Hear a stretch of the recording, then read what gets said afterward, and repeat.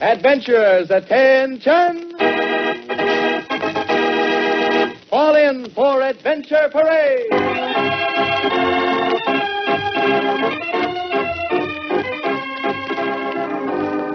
The Mutual Broadcasting System cordially invites all adventurers from 6 to 60 to join in its parade of the world's most famous stories.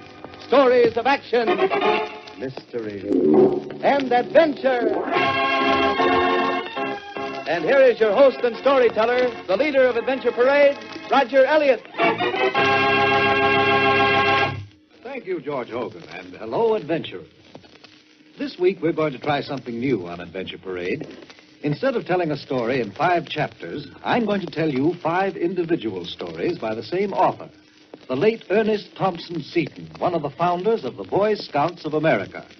As many of you know, this is Boy Scout Week, and Adventure Parade takes this way of observing the 37th birthday of the Boy Scouts of America. Wasn't Ernest Thompson Seton an officer in the Boy Scout organization, Roger? Yes, he was chief scout for the first 5 years, George. And as a matter of fact, he wrote the first Boy Scout manual.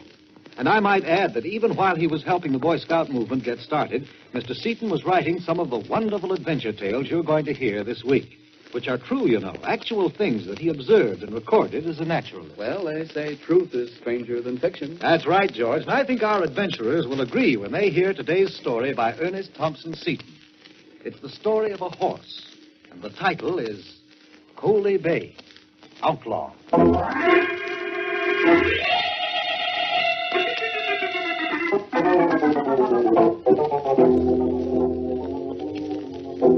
Some years ago, in the Bitterroot Mountains of Idaho, there was a beautiful little foal. His coat was bright bay. His legs, mane, and tail were glossy black. Coal black and bright bay, so they named him Coley Bay. He loved to race like the wind. He gloried in his speed, his tireless legs. And when, careering with a herd of colts, they met a fence or a ditch, it was as natural for Coley Bay to leap over it as it was for the others to sheer off. Even the kindly curb of the hay yard or stable was unwelcome. And Coley showed early that he would rather stand out all night in a driving storm than be locked in a comfortable stall without his liberty. He became very clever at dodging the horse wrangler, whose job it was to bring the horse herd to the corral. And each month he became more set on living free, more cunning in the means he took to win his way. When he was 3 years old, just in the perfection of his young strength and beauty, his real troubles began. For now his owner undertook to break him to ride. He was as tricky and vicious as he was handsome. He snorted and dodged and screamed defiance in the terrible battle. But his owner was skillful. He knew how to apply his power so that all the wild plunging, bucking, rearing, and rolling of the wild one had no result. With all his strength, the young horse was mastered so that a good rider could use him. But each time the saddle went on, he made a new fight and screamed new defiance.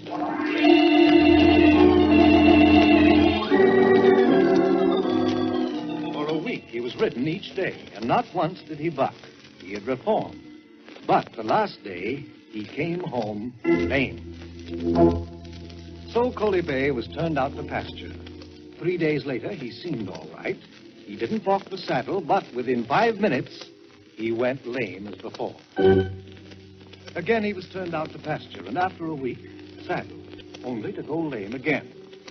His owner didn't know whether Coley Bay really had a lame leg or was only shamming. But he took the first chance to get rid of him. He sold him for $25. The new owner, a ranchman, felt that he had a bargain, but half a mile from his old home, Coley Bay went lame, and once again, by a new master, he was turned out to pasture. Now, on one side of the pasture was the garden of a neighbor, such a fine garden that the owner had put a 6-foot fence around it. Yet the very night after Coley Bay arrived, horses got into the garden and did great damage. Now, this went on for several nights, with the gardener furious, and the ranchman claiming that none of his horses could have done the damage. Meanwhile, Coley Bay's lameness seemed worse instead of better. Then the ranchman's son saw him walking all right, so he caught him and tried to ride him. At the touch of the saddle, all his old wickedness returned to Coley Bay. He screamed defiance and threw the boy off at once. The ranchman leaped into the saddle, and Coley Bay ran backwards for 10 minutes, snorting wildly, and tried to scrape the man off against a post. He reared then and threw his rider, falling backwards himself. But before he could get up, the rancher was in the saddle again. He ran away, plunging and bucking, and then stopped short so that the rancher was flung forward. Coley Bay turned his head and seized the man's foot in his teeth, while the rider beat him off frantically. There was no question now. It was clear that Coley Bay was an outlaw, an incurably vicious horse. The saddle was jerked off, and he was driven limping into the pasture.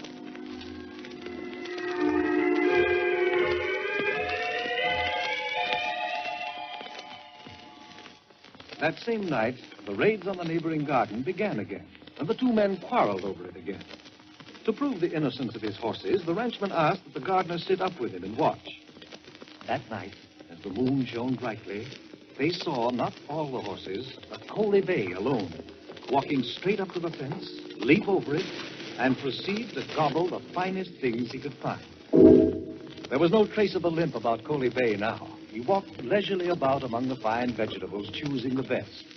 As soon as the men were sure it was he, they ran forward. Coley Bay cleared the fence like a deer, lightly raced over the field to mix with the horse herd. And when they came near him, he had, such an awful limp. The rancher threw his hat on the ground. That settles it. He's a beauty, but he's a fraud, too. Settles who took my garden truck, said the other. Well, I suppose so. The rancher was thoughtful. Look here, neighbor. You haven't lost more than $10 in vegetables, and that horse is worth $100 easy. Give me 25, take the horse, and call it square.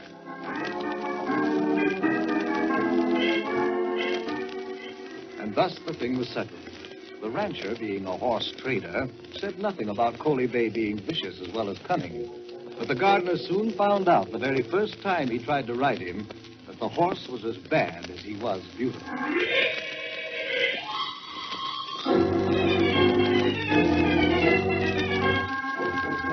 A few days later, a sign appeared on the gardener's gate. For sale. First-class horse, sound and gentle. Price, $10. Now, it happened that a band of huntsmen came riding by. They were going to hunt bear, and they had guns and everything needed for bear hunting except bait. Now, you may know that it's usual to buy a worthless horse or cow, drive it into the mountains where the bears are, and kill it there. So, seeing the sign, the hunters called to the gardener. Haven't you got a cheaper horse? Look at him. The gardener pointed at Coley Bay. You won't find a cheaper horse for the money in 1,000 miles. We'll give you $5. The bear hunter offered, and the deal was closed.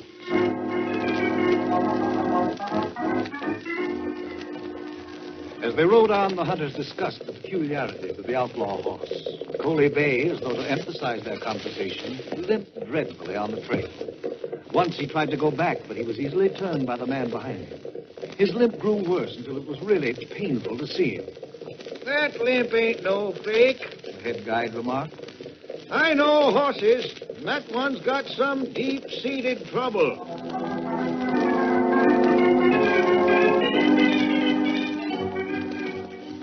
Day after day, the hunters rode further into the mountains, driving the horses along, and Coley Bay went with the rest, limping and tossing his head and his long, splendid mane at every step.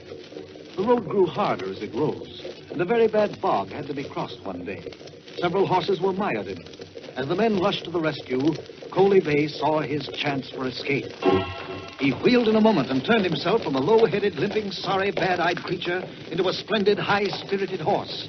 Head and tail shaking in the wind, he gave a joyous neigh and without a trace of lameness dashed for his home, threading each narrow trail with perfect certainty, though he had seen them only once before. In seconds, he had steamed away from their sight. They were furious, but one of the guides leaped on his horse. He knew the country, and 2 miles away, half a mile by a short cut, was Panther Gap. The runaway must pass through Panther Gap. Coley Bay came thundering down the trail, skating to a wild turn as he saw the guide waiting. Tossing his head with a scream, he charged back the other way, and in a few moments he was surrounded. Instantly he recovered his monotonous limp and his evil expression. When he was driven into camp, he vented his rage by kicking in the ribs of a harmless little pack horse.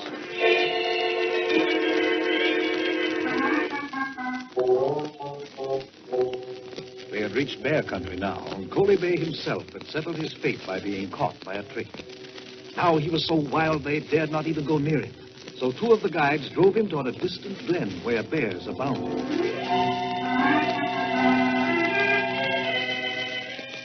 Down the long trail to the west they drove him. There was no chance for him to turn aside. He must go on. The men behind him made sure of that. Farther away from his old home on the Bitterroot River he had gone each time he journeyed. Now he had passed the high divide that leads to the Valley of Bears and on to Salmon River. And he limped sadly now as though he knew.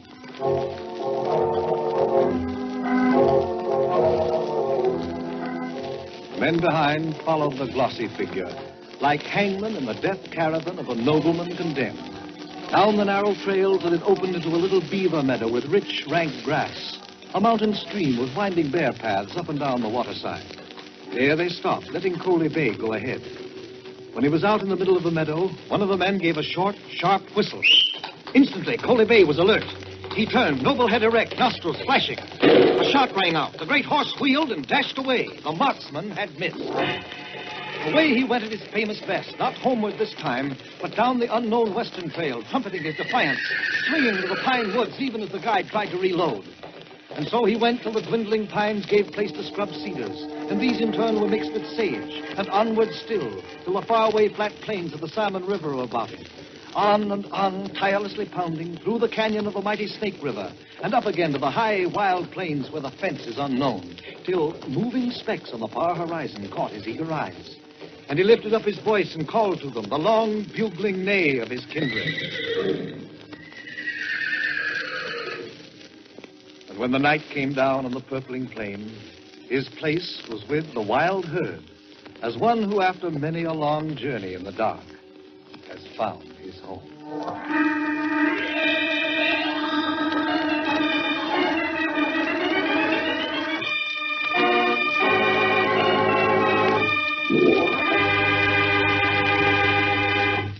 And so ends our first story by Ernest Thompson Seton, the story of Coley Bay Outlaw. And you say that was a true story, Roger? Oh, yes. Mr. Seton was himself a member of the party of bear hunters, which bought Coley Bay for $10 for bait.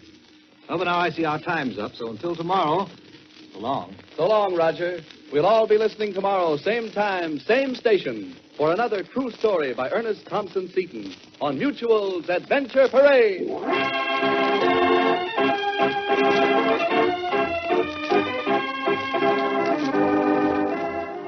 Roger Elliott leads the Adventure Parade at this same time over many of these Mutual stations every weekday afternoon, Monday through Friday.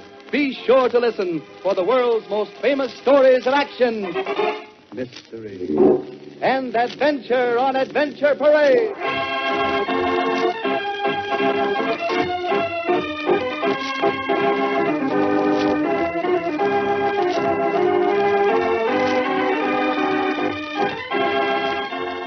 Roger Elliott is also your host at the House of Mystery, heard on most of these Mutual stations each Sunday afternoon.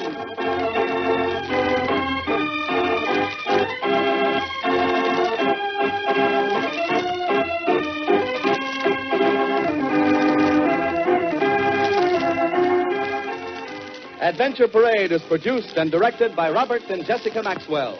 Music is composed and played by John Gart. Ernest Thompson Seton's story for today was adapted for Adventure Parade by Anne Lawrence.